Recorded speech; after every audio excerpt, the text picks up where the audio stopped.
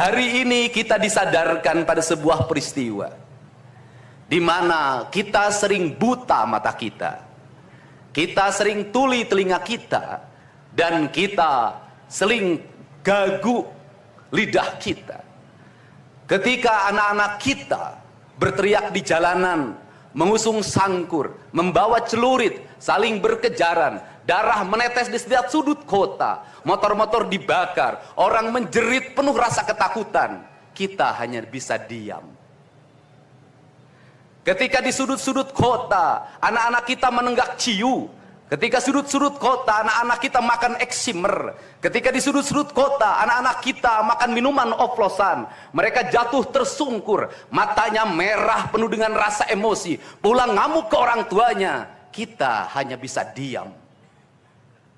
Ketika anak-anak kita menghabiskan waktu main game online sampai jam 4 pagi, tidak masuk sekolah, di rumah ngamuk, mengancam orang tuanya dengan pisau, menusuk kakeknya dengan sangkur, kita hanya bisa diam. Proses kita hanya dua, pidana dan penjarakan dalam penjara anak. Tetapi kita tidak pernah menyadari bahwa seluruh lorong-lorong kegelisahan mereka, seluruh hiruk pikuk jalanan tak membuat mereka nyaman. Sudut-sudut rumah menjadi neraka bagi kehidupan mereka.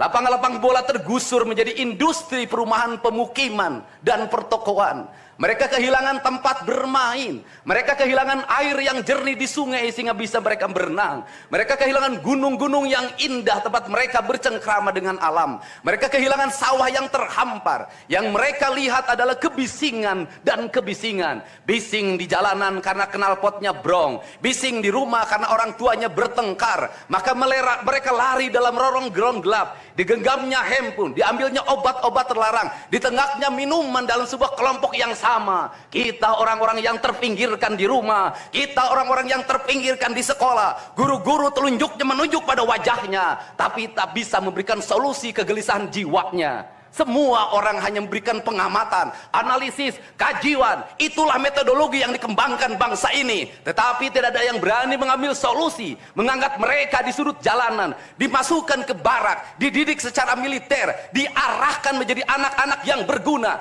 Kedisiplinan militer adalah harga mati bagi kemajuan bangsa, bukan musuh. Pandangan-pandangan buruk terhadap militer adalah pandangan-pandangan orang yang takut anak-anak Indonesia bangkit, yang takut anak-anak Indonesia mencapai kemajuan. Mereka takut bangsa ini menjadi bangsa kokoh dan tegap. Mereka ingin bangsa Indonesia menjadi bangsa pemabuk yang setiap hari mabuk akan ilmu pengetahuan, yang setiap hari bertengkar di TV, yang setiap hari bertengkar di medsos, sementara hamparan kekayaan alam diambil sama mereka.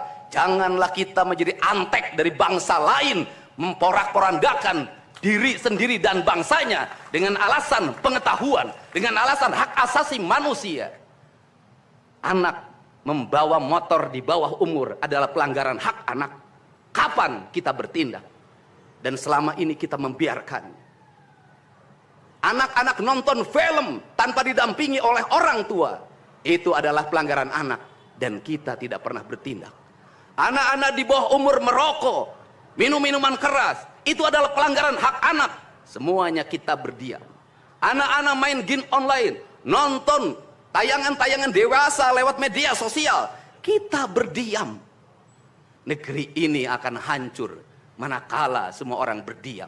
Maka orang yang memegang kekuasaan harus menggunakan tangannya untuk merubah seluruh kemunkaran ini menjadi sebuah kebajikan. Kalau kita berkomitmen pada bangsa ini, problem anak-anak kita adalah mengkonsumsi tayangan yang bukan haknya di media sosial. Maka saya meminta peraturan pemerintah yang mengatur tentang itu segera dilaksanakan. Anak-anak di bawah umur tidak boleh mengakses media sosial yang bukan haknya.